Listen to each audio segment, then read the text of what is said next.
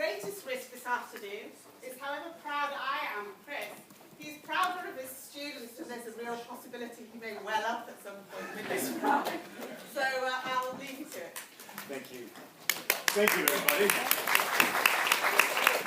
We have something we need to ask of you just before we get started. As you came in, some of you were asked what you think makes a great presentation at a conference, and we gathered some of your answers together. And if you don't mind, Rob, could you just read a couple of the answers that we gathered? Because we need to define the criteria for this session. Sure, happy to do that. So, not just reading from the PowerPoint, providing interest, relevant examples and practical ideas, passion, authentic passion, energy, things to get your teeth into, a balance between theory and practice. Okay, great. So that's what we, using your assistance, have determined as the criteria for success in this presentation. Now, the people you see in front of you, who I'll introduce momentarily, the members of my team, are now putting themselves forward to try and unlock that achievement, and they're going to use this presentation to do so. Mr. Price is going to build the badge that they'll get. So by the end of this presentation, if they've succeeded, and we'd like you to determine that, then we'll award them the badge for presenting here. And they'll explain who these people are now. These badges are real, they're part of the framework that we've set up in our school, and we'll explain a lot more about that later. But right now, let me introduce you to the people. So the first person to introduce is Hassan, and he's a Year 8 student in an English class, and he's here to help us with the presentation. Next person in our presentation group is Liam Harris. He's a NQT this year, drama and English teacher, and that's Liam there. We're all sharing the responsibility for the presentation. Joel North is the assistant head of department, helping with the presentation. Serge Latumba, standing there, again, Year 8 English student who's assisting. Jamie Sofrin-Watts, assisting, in Year 8 as well, an English student for us. Rob Price, English teacher, also the Year 8 head of year at our school.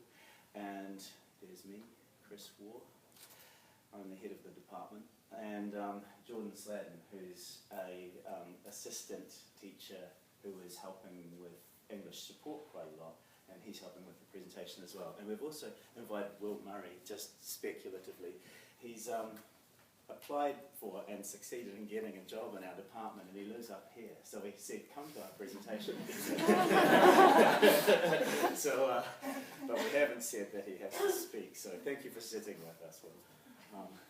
Okay, so there's a lot that we want to pass on, but we've decided to try and divide it up. Each of us, if we're going to achieve the criteria for doing a presentation in front of you, needs to meet the criteria ourselves. So I need to step away and allow others the opportunity to do that. So I'd like to now introduce to you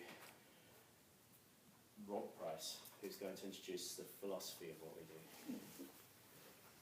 Just a second. Hi. So, in our department, we start not with imperatives, but with principles, and with values. We're particularly interested in teaching as an ethical pursuit. So I'm just going to try and outline in a very short space of time what I think people would need to know about the ethics of what we do. So our ethics is influenced by German idealism, it's influenced by Kant, and the categorical imperative says you should always treat people as ends in themselves and not as means to that end. And Kant has a really good logical reason for this. He says that you have to respect humans, always respect humans, because they have the potential to be perfect. They don't get there, unfortunately, they die in the attempt, we all die in the attempt of perfection, but we can pursue it. And because that is something we could achieve, we need to respect humans as this completely unique thing. And I think that the problem people have is respect fundamentally hurts. Paying attention to people who are awkward, may disagree with you, may be unpleasant to you. Maintaining respect towards them is always difficult. And I'm going to try and explain in the short amount of time which I speak to you how that links to assessment. The danger is that you become kind of stunned by words. in the course of trying to treat people respectfully, scary words, a word like progress, for example, progress every 20 minutes, progress every 30 seconds, progress, progress, progress, you can stop regarding people as an end, and you can start regarding people as a means to progress. Progress becomes your end, in other words. And it kind of becomes a number. This is a good German idealist, Hegel, talking about number. And in the course of that, what Hegel thinks is you stop feeling. You no longer feel. Because respect, and the reason respect is so painful, is because of feelings, hurt feelings, aroused feelings, fired up feelings, worried feelings. So how can we regard each other more closely, and how can we stop words and numbers coming in the way of that? Well, it's one of the hardest things that you can do. But I think it links to assessment in this way. If we give in to words in the way that Orwell said we never must, Orwell said we must always resist surrendering to words, then what we do is we stop regarding the individual as a whole, as a person, as something that in the long run could achieve perfection over an infinite period. And I think the consequence of this is, if the process of assessment leaves you cold, if you end up regarding assessment itself as a chore, then you're not even doing that. You're not even paying attention to the person. So what I think we'll hear today, and what my colleagues are going to talk about, is how that theory, that ethical theory of what the human is, feeds into our approach to teaching, to learning, and also to that awkward idea of assessment, which can so often replace the human as the end of education. That's all I have to say.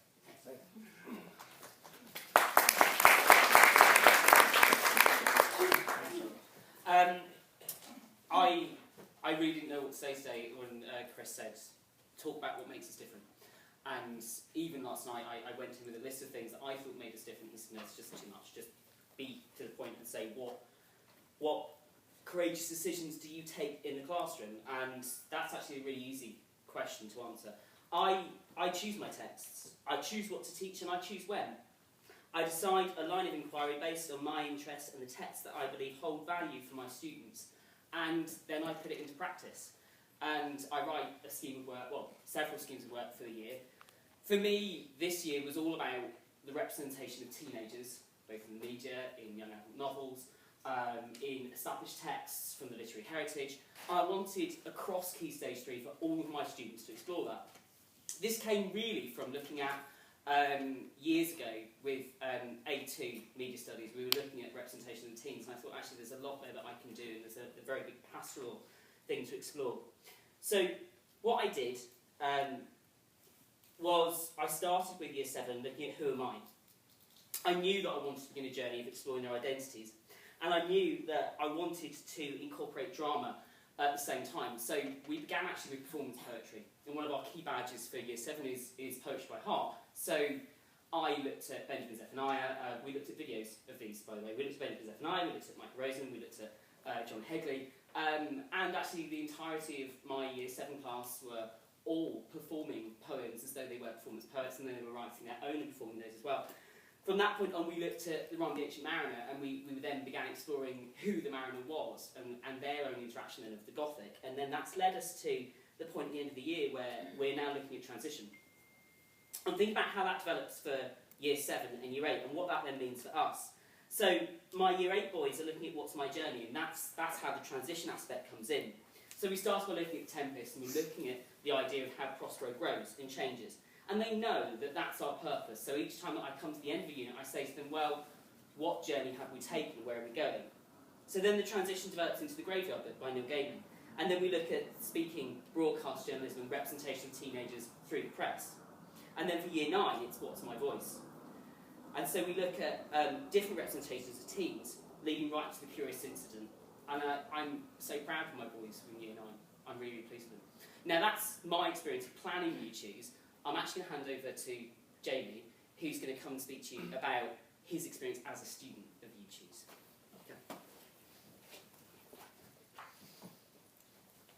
At the beginning of the year, we're handed a booklet that's basically saying what the teachers are going to teach you during the years. and you can choose whether you like what the teachers are gonna teach. Like Mr. Waugh was doing a dystopian like teaching, and I thought I liked that class, so I picked it, and now I'm in Mr. Waugh's class, and I enjoy it.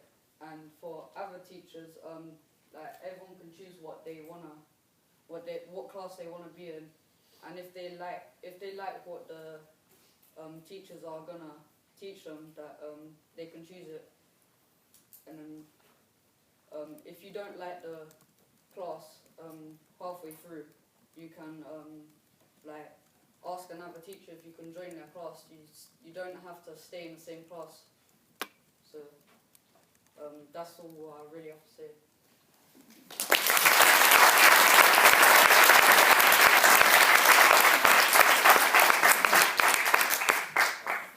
So how does that work? We've got lots of different classes, lots of different teachers teaching different things at the same time with different students, and halfway through the year we have to try and figure out how that student fits into a new class if it doesn't work out for whatever particular reason. And so it comes down to one, the key curriculum areas, but two, also the way that we assess. Now, assessment is a dirty word. I find it dirty. I find it really uncomfortable as a drama teacher talking about assessments. There's battles in years of battles about how drama should be assessed. And then I have this English thing as well. So I'm trying to find my way as an NQT through this thing. And Chris and all of us have now devised this really unique way of assessing. And it's through badges. There's been lots of mention of badges so far in this presentation. And we use it now as a kind of a go-to word. But what does it actually mean? Well, essentially it means that we have defined what we value as teachers in each of our classrooms. And so we don't necessarily look at levels, we don't really use those as such. We look at actually the key things that we value within our classrooms, whether that be something like writing a letter. We look at the key features of what it is to write a letter. Think about those things and note them down, publish them onto websites that everyone can see it, and it's all standards based. So we're looking at the key features of these things that we value. And it could be something like a letter, it could be something like an extended essay, it could be something like a presentation, which we're all currently trying to achieve right now. But what it means is that each teacher, in collaboration with the others, can truly think about and define what they value within their classroom. And it even extends, if I'm thinking about with my drama head on, it even extends to things like empathy, showing empathy to another student or within a kind of an academic setting. So it's not all strictly kind of defined and quite cold-hearted. It's actually developing kind of a personal link to the learning that's taking place and making assessment meaningful for the students, not just the students, but for us as teachers, and not just for the teachers, but also for the parents as well. They can see the badges, the range of badges that are available. They can look at what their son is doing, son, I say that deliberately, we're a boys' school, their son is doing in our classrooms, and they can look to see exactly what criteria their son needs to work on in order to achieve that next level of achievement. Now, on a kind of broad principle, we split the badges into 3 stages, stage 1, stage 2, stage 3. So we've got a vague idea about where each student should be in terms of year level, but it's not strictly confined to that. So we have identified the various badges in various stages, but it doesn't stop a student in year 7 achieving a level 3 badge. If they see something there that they can do, so for example, if I think about Joel's example of poetry by heart, there's stages that the kids can then go through to then work towards something more complicated like a soliloquy. So the learning kind of takes, or moves between the stages, but it's not limited to year level. We're then also thinking about, yes, what we value, but also we're thinking about how that then works going between classes. So then next year, when I get my new class, I will not have a pupil that's defined by just a number, a 5A, a 6A, a 7C, whatever it is. I have a very distinct set of badges that each student has earned. And they don't go away. They've got a portfolio that they then carry with them throughout their time with us, in our class, in the class a year ago, 2 years ago, 3 years ago, but whatever it is, they keep those achievements, they don't go anywhere. And there's a real sense of pride. I can do that now. I've got that. I don't need to go back to it. I don't need to keep going back to stuff that I've already learned because I've got this badge. And look, this is what I've got. I can do this, sir. And not only can I award them, but it means that one of my students in my Year 7 class can deliver a presentation over in science. They can then show me some evidence that they've completed the presentation, that they've met the standards, and then they can show me that, and I can award them the badge. And suddenly, we haven't got these kind of discrete subject areas where kids are being asked to do the same things over and over again in lots of different places, and they're level 2 in one class but a level 7 in another. They are what they are, and they can show me what their achievements are in other subject areas, and suddenly learning becomes cross-curricular, just like that. I'd like to hand over to Serge, who's going to talk you through what it's like to get a badge. So today I'm going to talk to you about 2 things, and I think they're vital aspects of the badge system. The first one's called Try Again, and I think it's really important because you really need like a chance to try again, because as you can see, my soliloquy is up there. The first time I did not make it, but I was given a chance to do it again, and I succeeded. And in life, everyone deserves a second chance, and you can show the soliloquy up now. She should have died hereafter. There would have been a time for such a word. Tomorrow, and tomorrow, and tomorrow. Creeps in this petty pace from day to day, to the last syllable of recorded time. And all our yesterdays have lighted fools the way to dusty death. Out, out, brief candle, but life's just a walking shadow. Our poor player that struts and frets his hour upon the stage, and then he is heard no more. This is a tale told by an idiot, full of sound and fury, signifying nothing.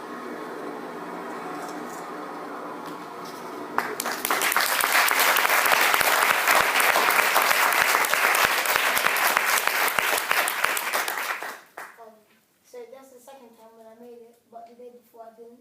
And the next thing I'm going to talk about is dystopian fiction, which is, I'm in Mr. Waugh's class, and we're learning about dystopia. And so basically, we recently did a piece of writing, and I've got the badge for genre writing, because I have the aspects of dystopian piece. And my work wasn't grammatically correct, and Mr. Waugh encouraged me to fix those little errors. And it really helped my writing, because now I know if I try and link sentences together too much, it wouldn't make sense. So as you can see, the mistakes have been highlighted, and I've improved it. And I think that can encourage children, encourage people in our school to go on and stretch their learning and never give up. And that's a key aspect in life. Thank you.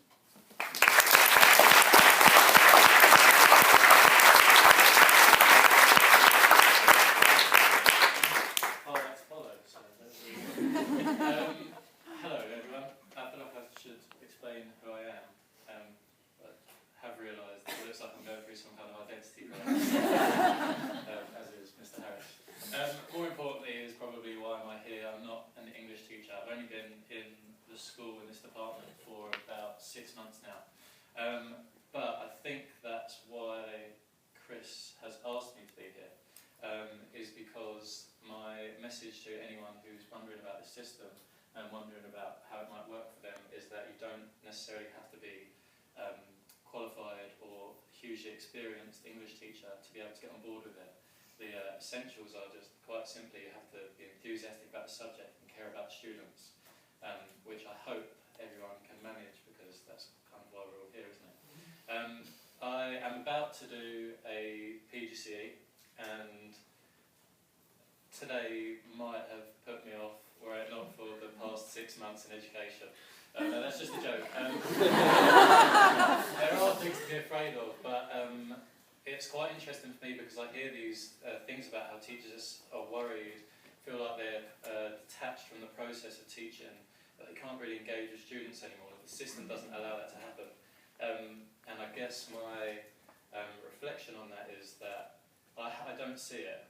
I've only worked in the London Nautical School in the English department, and I haven't seen these limitations, these teachers that are disengaged from the students, that don't have time or the enthusiasm has been sucked out of them. That's not the case in the department that I work in. They're very engaged. We're talking about words in particular, words that are thrown around quite often. I think these teachers love to teach, and in the system, in another school, they might not be given the opportunity to act that out properly. But there's a system within the system, which is this system of edutronic, and that does allow you, it does afford you to do these things. For example, we have the blog system, which meant that when I came into the school, actually, I should tell you about my interview process, which was just a casual chat with Chris, mostly about how cool children are, how cool students are, and why it's important that we recognise that, and why that should always be your attitude going into any room, especially a classroom. So that was kind of my interview process, and I think that was why I ended up starting the next morning, was because Chris's ideology and the ideology that runs through this department is that it's going to be okay as long as you care about the kids, and what this system allows you to do is engage with them in a way that's meaningful, and it's actually extraordinarily effective, I find. It's been a great experience for me to work in this department, and I can only hope that when I'm qualified and can actually teach my own class, that I have a similar system to work with, because that would be a really good thing. That'd be cool. I don't know who I'm passing over to. I think it might be Hassan. Thank you.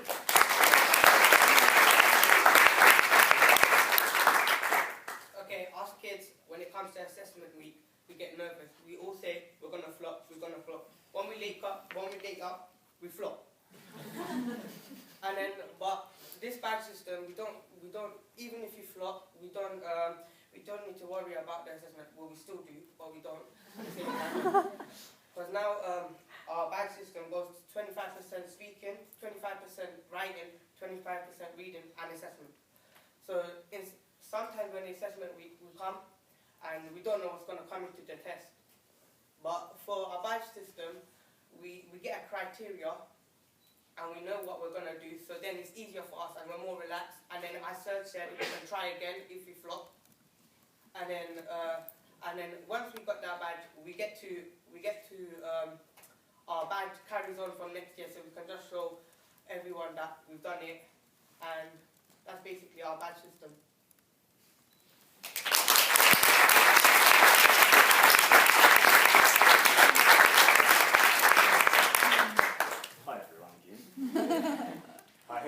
It is hard to do this without crying, and I'm sure you can imagine, because you're all teachers too and you understand, but these are my people, and not serious, is it? The thing that we believed when we started working with this was that if you have faith in your principles and values, that things will work out. I know that sounds extremely vague, but that's not vague, that's just principle. And yes, it's difficult to put an empirical measure on that, but we found a way, because we're inventive. What really matters, though, is that the people within our sphere in schools grow and develop and have wonderful experiences, whether it's the teachers or the students, it doesn't matter. I'm trying to show you, it doesn't matter who they are. Their experience should be wonderful, and every time we get an opportunity, we should find a way to make this big mechanism that we're part of work for them. Now, I could have come along, as I have in many cases, and stood in front of you and talked about how great all this is, and been as charismatic as I could, or in my best genes. But it should be able to speak for itself. You don't need me to explain all of this to you, because you're professionals. You can read this as you wish and ask the questions you need to. So there's two things we need to do that we have left to do. Can someone tell me when this finishes? I'm not sure the time frames. Oh. If she could read that, I would do it.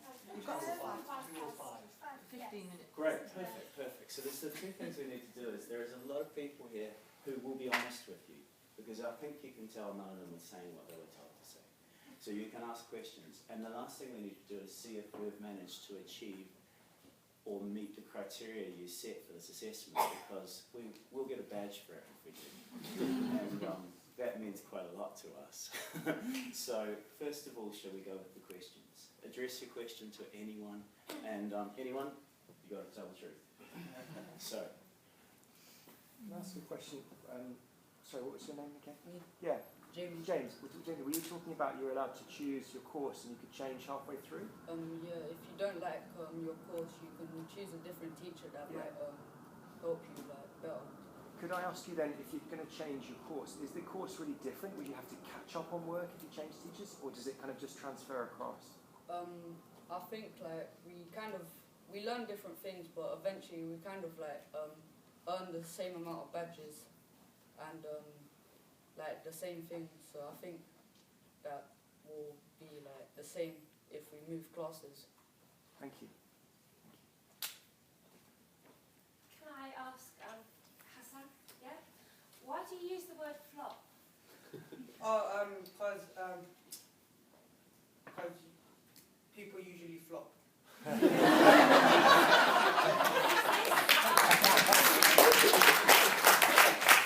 this a cultural thing instead of, because my kids, they talk about failing.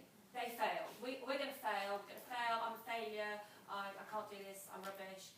Even when you give them a second chance. So is this your cultural mindset about that you don't think about failing? You just have a flop and you get up and like a fish, have a bit of a flop about, wash yourself down, get up and go again? Yeah, because now we have a badge system, so we have criteria now, so it's easier for us. So we don't find the unexpected, whereas test you do. But now you get to find the examples. You get examples of other students doing it because there's videos as you see your Surge doing it, and then so now it's easier for us. So now we get inspired and it's easier. Fantastic. You're amazing.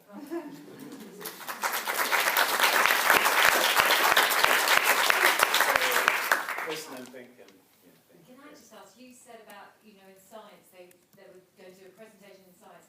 Does the whole school have a badge system and it kind of works, or is it just your department? How does that? It's currently developing, so I'm lucky enough that we all kind of straddle two departments, but I've kind of look after GCSE for drama.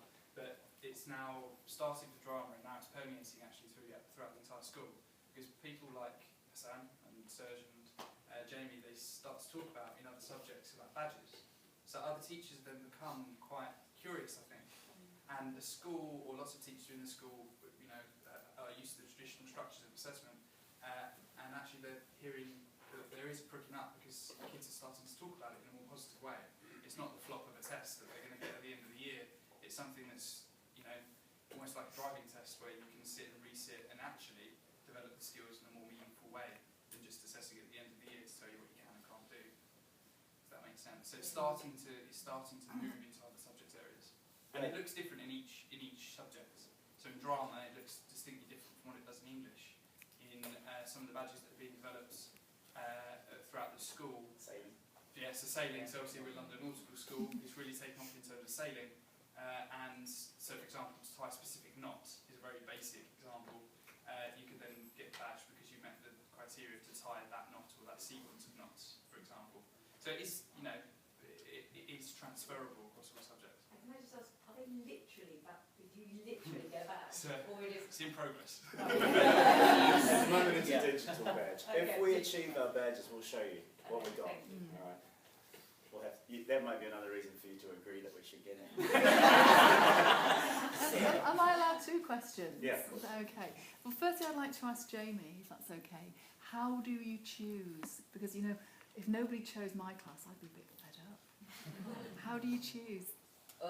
So like you saw when I was talking about it, you see a booklet, and the teachers write about what they're gonna teach, and so they do a presentation, and they talk about it a bit more in more detail, so we can read it as well. And then after we go online, and then I think you write like why you want to be in their classroom.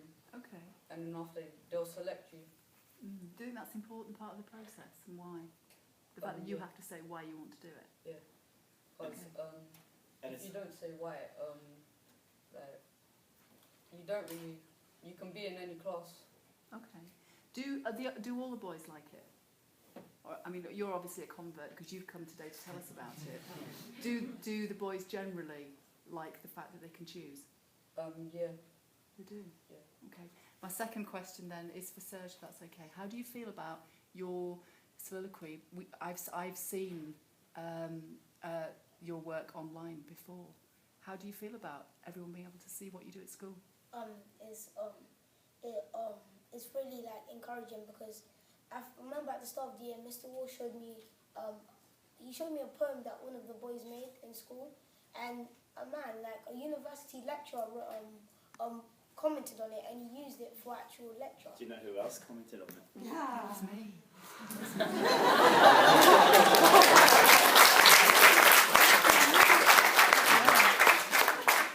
Yeah, so it's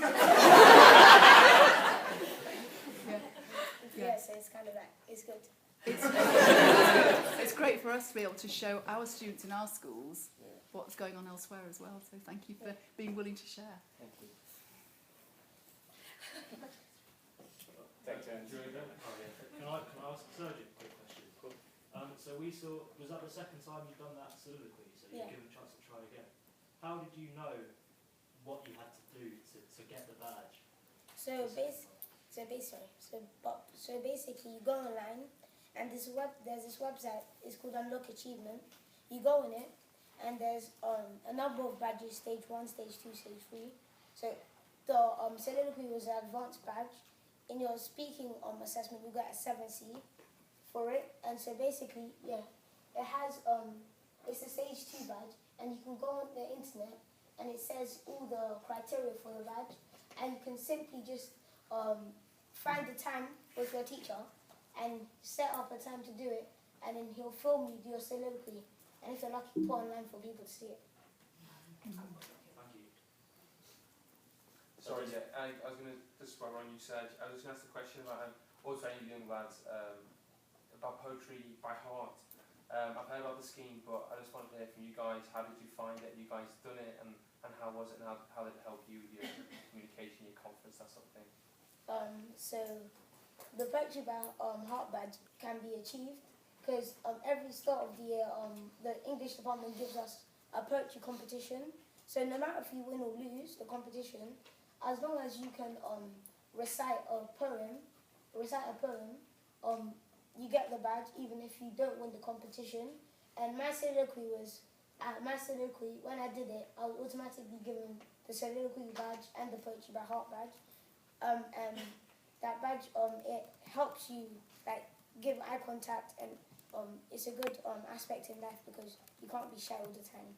I was just wondering if I could just touch upon that, Serge. How confident do you now feel, or how excited would you be by the opportunity to kind of go from the poetry by heart, by reading someone else's poetry, to doing like your own spoken word poetry? Because I mean, I know I'd like to hear like more from you. I mean, not now, but I mean, but I would actually. But how confident would you feel in doing that yourself now? I feel really confident because like one of the main things I think about when I'm doing a poem is like to embrace like the feeling of it, and so it makes the like as well as you're reciting a poem, you act it out as well, and it's powerful to the people watching, and so like you can really enjoy it as well. So that's what I think. You're awesome, Serge. I thought I'd interject briefly and just say, you know how people say, oh, they've taken speaking out of the curriculum and arts, or now we can't do that. The system stops us from having to have that conversation. They can do what they like, really, because we'll make it important, because we're the ones in charge. Actually, we're the centre of it, and we make these choices. We decide what happens once the door shuts, and in all of those hours, the 99.9995% of the time when we're by ourselves with the kids. And that's what we're filling in with this stuff. And then occasionally our state inspector comes, and of course they like what we do too, but it's not for them that we do it. Any other...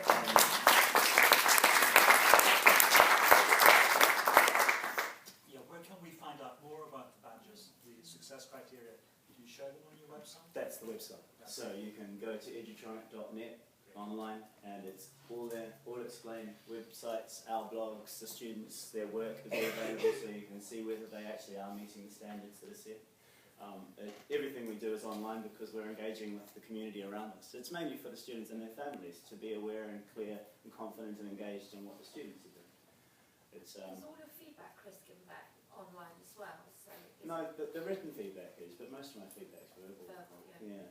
I mean, that's my feedback to you, Serge. You're awesome. Sorry it's not a growth mindset thing, but I still think that. Yes? How do you find that it links from Key Stage 3 to Key Stage 4? So the badge system then... We just keep it going. So all the way, so even up to GCSE, you just... Yeah. Okay. So I was going to ask you a similar question. Do you think you might have to develop an exam badge? We have an exam. But An exam badge, I mean. No. An exam's a different thing, isn't it? Yeah. And I don't want the kids to become expert in sitting exams. That's not why they're at school. It's not something I value. I do have to test them, and I'm happy to. But I don't let them think that the exams are important in their world. They're important in my world because I need to find out how they're doing, and they do them for us. But the world of the student is the sacrosanct thing. So. Sorry, I'm speaking with vigour towards something else, not towards you. Sorry about that. I was just wanting to ask the students, do you feel like you want to do your work more in these classes because you've chosen which class to be in? Do you think that makes a difference? Yeah, I think it makes a difference because in the class when we come in, Mr. Waugh gives us the Wi-Fi password when we're on our phones and we're on our blogs. And so sometimes when Mr. Waugh's working on something, we can just flick through the badge system, and if we see like a quick thing like it poked you by heart, and then you could just go up to him and ask him if you can do it at a certain date, and he can like do it for you. And then when you get that first badge, you can just continuously do the other badges, and like it gives you hunger to go on. This is Serge's online journal, so it's his book. Can I read a little bit from what you wrote here? Is that okay with you? Yeah. So this is, I don't have to ask because you've already published it. All right. Mr. Waugh, I think I deserve these 3 badges. Proper not, debating, tread the boards. The reason why I think I deserve the debating badge is because as part of the team that went to the London School of Economics to debate various motions, we came 3rd. You can clarify this with Ms. Pinto. I also think I deserve the proper not badge because with Mr. Merritt, in RE with Mr. Merritt, we did speeches about death row. There was 2 sides, and people for the death penalty and people who were against. I made a 2-minute formal speech, and lastly, I think I deserve the truth, etc. So they are engaged with their learning, and all they're doing is saying these are the tools we use to assess the progress you make, and these are the things we value in English, the things that we think are important to learn. And if you're learning those things, please let us know because we'll give you the credit for it. I think we've got 5 minutes, and in that 5 minutes we've got a fairly important one more thing to do, and that is on this badge system we have created a badge for presenting at a conference. At Northern Rocks actually, you have to come here and do it. It's a Northern Rocks specific badge, it's a 2015, so actually there are only 8 of us who can get this badge, so it's pretty special. But Mr. Price, do you mind reading the criteria? I've emailed it to you if you like, but I will read it. I'll certainly read it. I should be able to do it. So I've sort of mangled. Did you publish it, sir? Yeah, well, I have, yeah. I hope so. I'll find it. Please just heckle me if you disagree. If this doesn't reflect what we asked you. But the topic chosen is relevant to the conference attendees, for example, pedagogy or lesson preparation. There will be an obvious sense of humour and passion to the presentation. There will be a balance between theory and practice. The presenters will use strategies to create interest. The presentation will have pace. There will be no death by PowerPoint. The presenters will provide something to take away. The presenters will show their own examples, including the experiences of young people. Opportunity will exist for audience interaction and reflection. That's the badge. So, nailed it. So there's, because there's one more, the boys have their phones, if we achieve it, we'll award it, and you can see what they or their families get as evidence that they've achieved something. So, did we? Yes.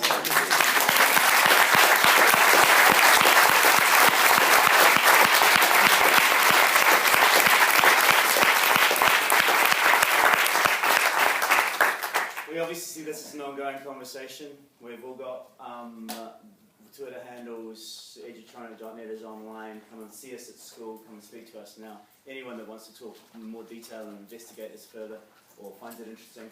In the end, I would say, to be honest, you don't have to do this, just do it the way that you know is best.